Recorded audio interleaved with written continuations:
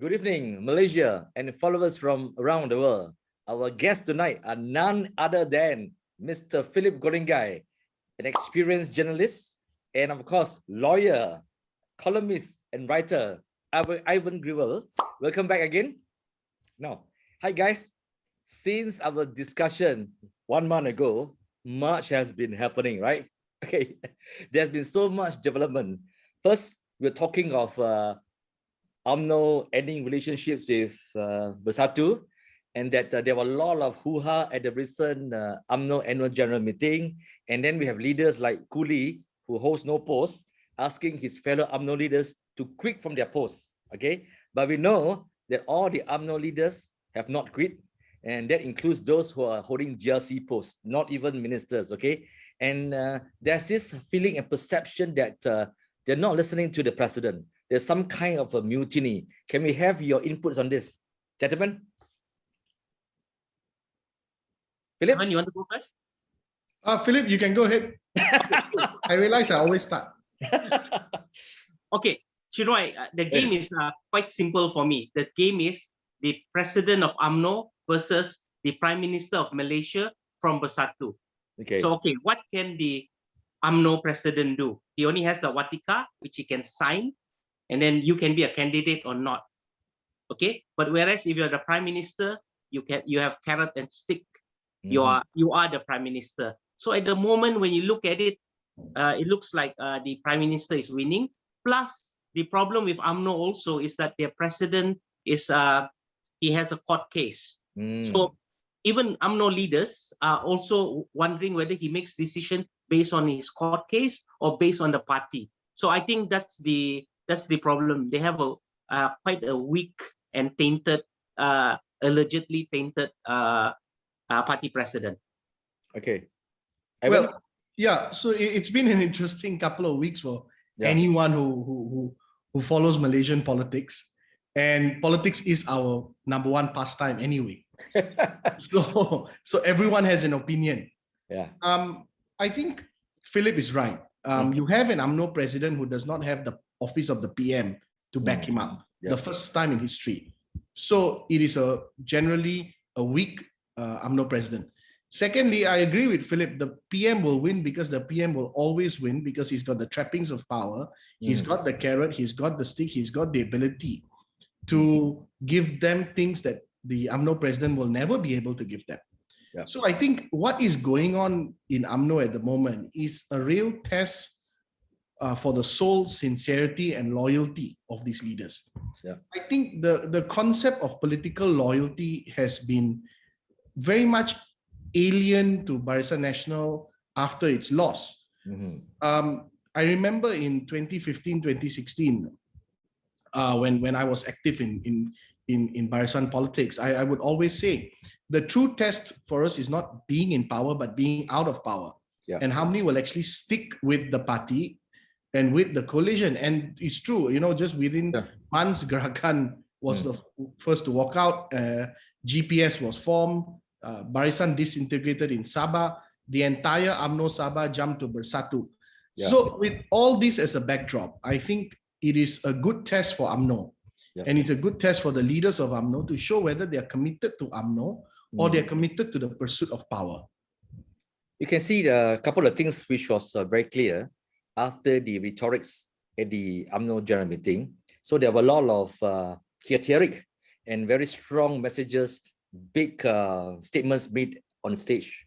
And that, of course, there were calls for people like Kuli to say that, look, you must quit from your post. There are no two ways about it. It's very clear. We have severe ties with Bersatu. You must quit. Dan dia menegas sekali lagi apa yang diputus oleh Majlis Tertinggi bahawa kita akan putus kerjasama dengan Bersatu. Dan juga berarti semua ahli UMNO yang menjadi menteri, timbalan menteri yang pegang jawatan pengurusi JLC mesti hari ini. Kalau boleh hari ini. Okay. Now the next day, all the UMNO leaders, UMNO ministers, went to see the PM and have their own private talk. And of course, they came out to say that, look, we are not quitting. We're going to hold on to our post until the next election is over. And of course, we will have people like Tajuddin Pasir Salak, who is always very strong in his views, but he's still sticking on to his chairmanship at Prasadana. Okay, now, so the signals are not very good for the UMNO president. Basically, that the UMNO ministers are not listening to him at all. And I think that in a way, it is almost unprecedented to be snubbed by your own party leaders in UMNO who are holding positions. Now, okay, we talk a bit about Ahmad Zahid. Okay, now, clearly, they are not listening to him. So now that you have this situation, what would it be for someone like Ahmad Zahid? One, he has got to fight his court battle. He's been snubbed by his own party leaders for holding ministerial posts. What does it mean for him? Is he under siege? Yes, I agree with you, Chunwai. He is under siege. And knowing that, I think his bigger problem is not his party, but I think his court case is now in the submission part where defense and prosecution will submit, and then the judge will decide whether to call his defense or not. So I think his bigger problem is that, and he should focus on that court case. So I think that's why he's also weak, because of that. People just don't have trust in him in terms of his decision. So he's under siege, and then knowing that, the interesting part is the UMNO election should be held in June. That is another 2 months, but it looks like they are using that the clause where they are allowed to postpone it for 18 months. And then those who are anti-Zahid, they're asking for the election, and it's very simple. They're trying their best to push him out. So he's facing two problems. His leadership has been questioned, and looks like the cluster cabinet are not listening to him, and also he has the court case. Well, that is true. You see, I take a different view. Okay. I think, first of all, the UMNO incumbency has its inbuilt privileges as well. For example, it's not so easy to challenge him, etc. And I think more or less the delegates, if what happened in PWTC is to be believed and taken at its highest, the delegates seem to be with him as well, because he's taken a hard stand against Bersatu. Okay. Now, insofar as the cluster ministry or the cluster cabinet, as you call them, I think there was some fine print that was missing in the reports. I don't think there was an immediate call for them to withdraw. Okay. Of course, Cooley and others said they should come out, but Zahid's position was more nuanced in the sense that Dr. Zahid said, look, the mandate has been given to the Party Supreme Council to take a position on that. And I think some ministers like Shamsul Nasra and others have already come out to publicly say, if the party asks us to quit, we'll quit. So I think that the critical point or the triggering event has not happened yet. Okay. Of course, there's a lot of speculation as to, yes, they should have quit. Of course, some of them, I was told, want to quit, but out of respect for the Prime Minister and also because of the emergency, they have decided to stay put for the time being. So I think there's not been a public call from the MKT, the Majlis Kerja Tertinggi, yet for them to quit. Now, as for Zahid being under siege, I think that's a no-brainer. It's of course, because if he postpones the UMNO election, those who want to challenge him, who could be Dato Sri Hisham or KJ, may find it difficult, you see. And if they then jump to Bersatu, they'll also be cast as opportunistic. So I think the cluster ministry has their own problems to deal with. And I think that Najib, Dato Sri Najib, a couple of days ago said that, yes, we can have the party election, but you all resign as ministers, so you all don't have the trappings of power. So that is the other dynamic that is playing. So I think there's a lot of interplay going on here, where I think on one hand, you have, of course, the cabinet group who feel that they should remain in cabinet. Then you have those who are not in cabinet, who are sad that they are not in cabinet. And then you have those also who genuinely don't want to be in the cabinet, and they want to lead. So you have all these forces at play.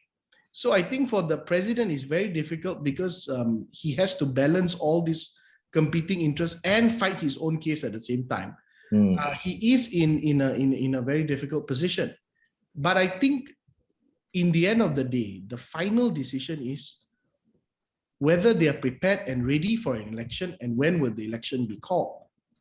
I think that would in a way settle a lot of things for them. Ivan, as somebody who is from the outside, watching this politics at play, I'm also trying to understand certain things which I don't quite comprehend. They invited the past president, Dr. Sri Hadi Awang there, and then I thought that it was not quite polite for them to start shooting down PAS in front of him. And of course, we know that he walked out, and then the reporters were chasing after him. There were a lot of scuffle, there were a lot of pushing. One photographer fell down on the ground. It was actually quite unusual, okay? Because you do not really embarrass your guests from the stage, okay? That's one. And when you do that, what is the message you are trying to do? Yes, you have a quarrel with Bersatu, but do you really want to pick up another fight with PAS? Then you have two fights, okay, in two fronts, okay? And but I noticed that PAS reacted quite in a very cautious way. They did not retaliate in a very hard way, okay? We have these angry voices from UMNO, but there were a lot of restraint by PAS. And actually, there's also been a lot of restraint from Bersatu. When UMNO announced that they are breaking off, Bersatu actually did not announce immediately. So although UMNO has said that, look, our minister should be leaving, all that kind of thing, Bersatu has still been restrainful despite voices from low-ranking leaders. What's your view on why both PAS and Bersatu has taken a more cautious stand? Well, maybe I can share you some insight. Okay. Since my party is in Perikatan and I've attended some Perikatan meetings. Okay. Honestly, as first of all, the Bersatu attacking UMNO, I think the Bersatu policy has been that they want to build friendship. They want an alliance. They know they need an alliance because the calculations show that a three-way fight will be difficult. So I think the official policy, okay, I can't comment on official policy, but I think their thinking is, or what they tell me is that they don't want to pick a fight with UMNO. Okay. Even though UMNO is so incensed with them. In fact, in one meeting, they asked, kenapa UMNO marah sangat? So me being the cheeky me, I said, well, kalau you ambil semua dia punya MP, takkan dia mau peluk. So you see, the point is they don't seem to understand UMNO's anger. But if you look at the grassroots, I talked to my friends in UMNO, I talked to my Ketua Cawangan, there is a general feeling that, look, you are not sincere. Okay, so that's the problem. Sorry, hang on. You miss Bersatu or PAS? UMNO feels Bersatu is not sincere. All right, okay. Yeah, UMNO feels Bersatu is not sincere, that you took my MPs, now you want to take my seats. That's why Azmin had to come out and say we cannot fight over the 13 seats. Okay. But I think it's a lot more than the 13 seats. Yeah, it is about who won, because the UMNO thinking is that Bersatu wants to replace them. Okay. Now, back to PAS, talking to my friends in PAS, they genuinely believe in Malay unity. Okay. And they want the experiment that started in February last year to succeed. Because that's something that has been the overarching goal of PAS. Has two overarching goals: Malay Muslim unity and Islamic law. Two things. And they must have the first one to have the second one. Yes. So that's their long-term struggle. They are focused about it, agree or disagree, but they are committed to that struggle. So they believe that they can be the bridge between the two parties. So that is why when Hadi took out a statement that they will be, they have a Bersatu PAS committee, they're going to start working on issues and all that. Everyone said Hadi's PAS is leaving Muafakat to join PN. Actually, they don't need to join PN. They're already in PN and they're a founding member. Yeah. But actually what is happening is that they believe that they also must consolidate their relationship and with Bersatu. But at the same time, they're not ready to break up with MN because in some states, the grassroots prefer Muafakat. Okay. For example, in Selangor. Because they've been working longer with UMNO and they like No Omar's leadership. Okay. That is a fact. Oh, okay. And the same thing goes in Perak. They prefer to be with MN. So so PAS knows that they need to bring these two giants to, or maybe one very big giant and one slightly smaller giant together. Yeah. And that is the way in which they can get to the magic number of 112 seats and win the next election. Okay. All right. So do we get this feeling that despite all the hot air, there is still the possibility that the three parties may work out some kind of a deal before the general election? Do you think that will happen? Yes, I agree with you, UMNO. I think, but it depends also. If just say Bersatu is able to, just say the cluster cabinet is able to take control of the party, then it looks likely that they will be amiable. They definitely want, they believe that these three parties need to be together to win big. But then if they say Team Zahid wins, then I think it looks like they are more towards maybe PH or maybe PKR. Yeah, that's my observation. I agree with what Philip is saying, because I think you see there is some undercurrents going on. There are rumors also that MIC may move to Perikatan and MCA may follow suit. If that happens, then UMNO on its own, it can tie up with DAP and PKR, which is what some people are also writing about on Facebook and others on Twitter I have seen. So the political permutations are still very fluid. But whether the three Malay giants can do a deal, I think it's definitely within the realm of possibility. Because that if Bersatu, UMNO and PAS works together and they actually carry out the election with no internal fighting or no sabotage, they will be able to gain enough seats, and that would lead to a situation where they really do not need to seek the help of PKR and DAP. Would it be the possible scenario? Exactly, because you see, altogether, if you are minus Sarawak, if you just take Peninsula and Sabah, there are about 136, 137 Malay Muslim majority seats. So if they can divvy up this 137 among themselves, right? PAS is willing to take a hit by taking only about maybe 30, 35 seats. So leaving about 100 between Bersatu and UMNO. So let's say if Bersatu says, I'll take 40, UMNO takes 60, PAS takes the balance 30 plus. They can come together, but UMNO's position is that no, ours is 80 plus at the very minimum. So there's not much room to negotiate. So, but if these parties actually work out, Dato' Sri, you're absolutely correct. The three of them will have enough in parliament. They don't have to be beholden to GPS. They don't have to be beholden to PKR. They don't have to be beholden to DAP. They are very happy. Yeah, but the non-Muslim, non-Malay representation in government will come from GPS, MCA, and MIC.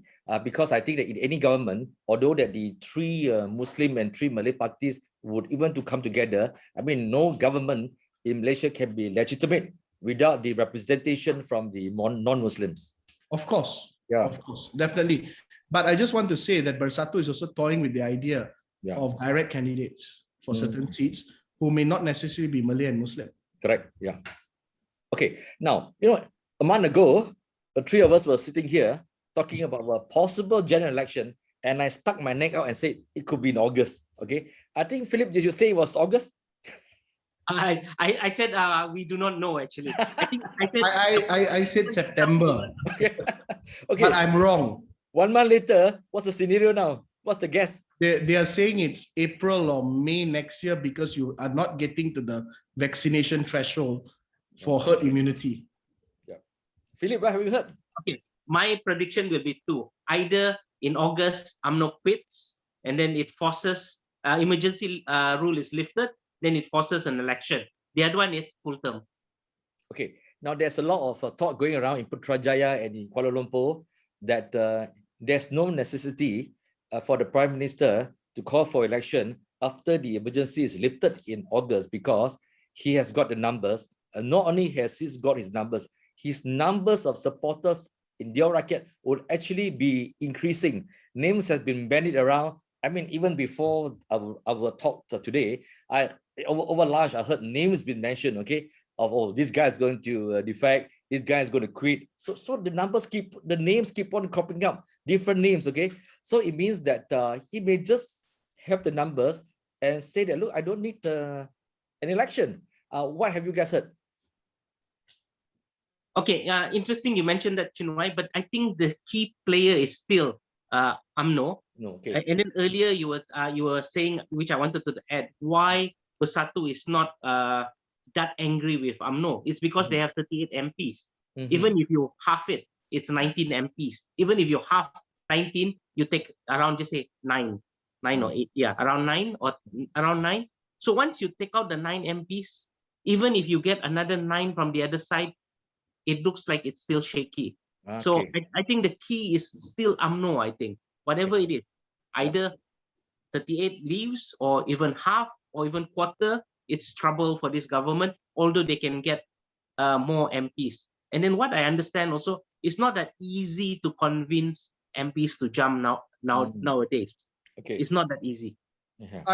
I just want to build on what Philip has said. One thing I think Azmin has shown he's very crafty and he's able to pull MPs. Yeah. And every time that one guy drops out, he pulls one in. Yeah. So I think to maintain that equilibrium, Azmin is right in the middle of it. And I think that's why he's so important to the PM. Yes. But I think at the same time, they've reached an inflection point of the number they can pull from PKR. I don't think they can get very many more, because I think people like Maria Chin and others know that if they jump, they will be cursed by their electorate. So they know that those who are jumping pretty much have put their hands up and said they know that they're not going to contest, they're not going to be winners next round, because they represent constituencies minus the Sarawakian groups, talking about the peninsular ones who have jumped. Even Stephen Chong, etc., they know that it's going to be very difficult for him to win in the Brown next round, even if he contests on a Bersatu ticket, for that matter. So, Philip, does that mean that there's some basis that the continuation to look for more frogs and defection could still go back to Sabah? I believe that there are Sabahan who will, demi rakyat, they will jump. Okay. So it's back to the same pond. Yeah, it's one of It's a very fertile pond in Sabah. Okay, Ivan and Philip, okay. Yeah. That it's an irony, okay? Everybody talks about election, go for election. That's the only way to end the impasse, to get it done, to end this uncertainty. We must have a general election, let's do it now, like tomorrow, okay? But there are also a lot of politicians at state level. They say that, look, we don't want an election, especially state elections. We know for a fact that Selangor doesn't want a state election. Kelantan doesn't want it. Okay, Penang have said that they don't want a state election. So there are a lot of MPs who are currently ministers. Definitely do not want a general election. Okay, now I'm not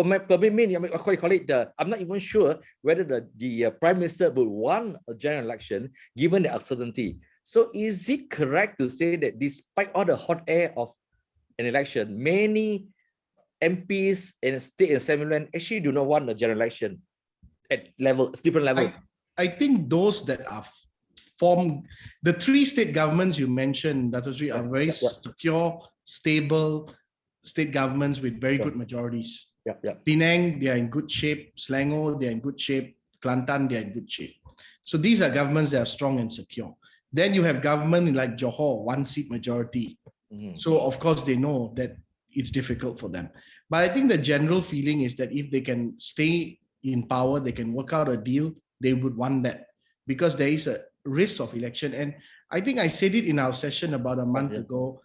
I don't think the PM will also call an election unless he's certain about winning. Correct. Yeah.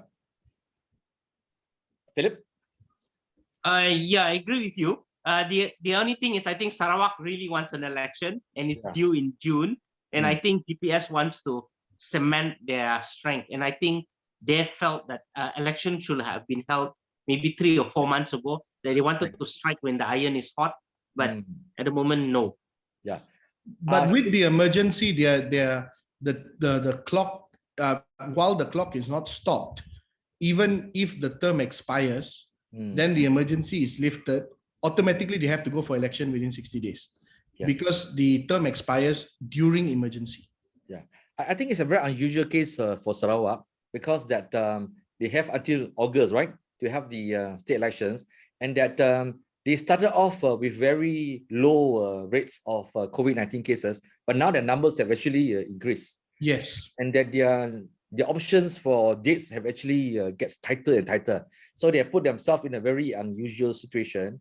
Okay, now I want to ask this question. Okay, assuming that finally UMNO says, then look, there's no deal. Okay, we have decided that we're not going to do a deal with Bersatu, and that if PAS is not with us, so be it. Okay, so let's say we have that situation where UMNO takes on both these parties. What do you think the scenario will be like? I think UMNO is looking at from 50 to 80 seats, and they want to win the most seat, and therefore they're looking at being PM, going for PM, and then doing deals with the other winning party. They might be doing deals with PKR, GPS, or even DAP just to be in the PM. But I think in that problem with that scenario is, what if PH win more seats? Just say PH combined, just say Anwar together with DAP win 80 to 90, which they kind of did in G14. Then UMNO might be playing second fiddle. They might not get the PM post. So that's the uncertainty, actually. Well, the numbers being bandied about are so wide, because there are some in Bersatu who are saying that if it's a two-way fight, the PN plus will have about 160 seats, while the if it's a three-way fight, they will have about 112 to 115 with GPS's support. Honestly, I'm not very convinced by these numbers, and I think the mistake all parties in government made, including mine, when we're in government, we think we're very popular. Because actually, if you go on the ground, the economic difficulties are very apparent. Businesses are having a lot of problems. Right. I run a business in a way through a law firm, so I can tell you it's not easy. The situation is difficult on the ground. Okay. So I would say the numbers, I would still put my money on UMNO emerging as the largest bloc, but I don't think any of the three can form government on their own. Okay. So basically, if we have a general election tomorrow, it might be back to square one, where we have a very messy situation where politicians have got to compromise, throw away their principles, and look at numbers all over again.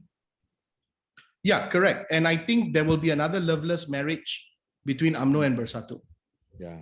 So in trying to look for stability and a strong government, we'll probably end up with the same situation where things will be so unpredictable. Politicians will be watching their back, and they'll spend all nights looking at numbers. Now, when we talk about all this, okay, I mean, we talk about politicians, talk about political parties, and look at numbers, okay, but we have never talked about, what about the rakyat?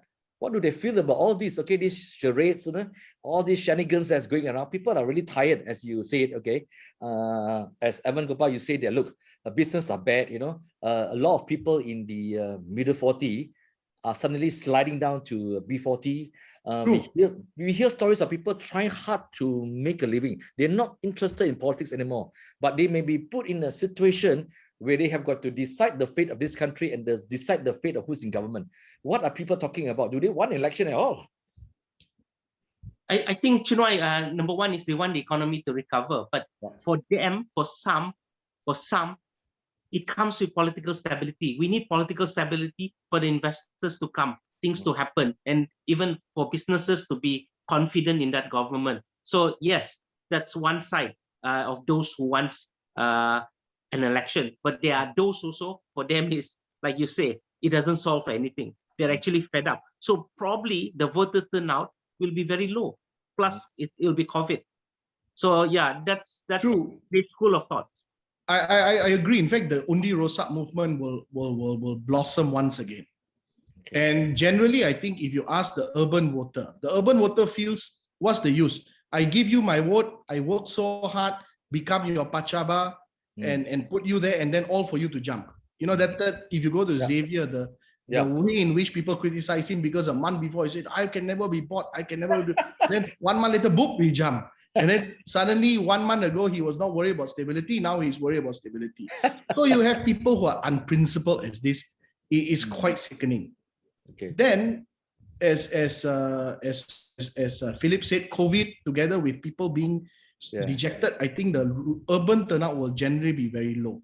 I think that is going to be the biggest problem for Pakatan Harapan, is that they must make sure they are supported. Secondly, you don't have those returning to outstation.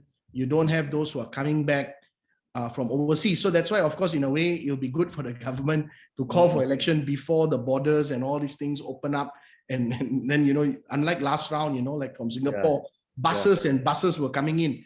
And so that part. Now, the second thing, I think that it is most important is political stability is important. So when you talk about political stability, you talk about economic management, those are BN selling points. Because how bad things were with 1MDB, etc., they still say, look, at least during Najib's time, we can earn a living.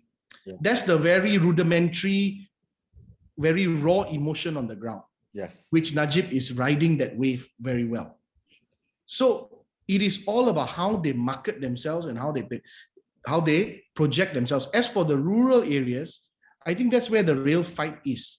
The Malay heartlands and how these seats were dictated.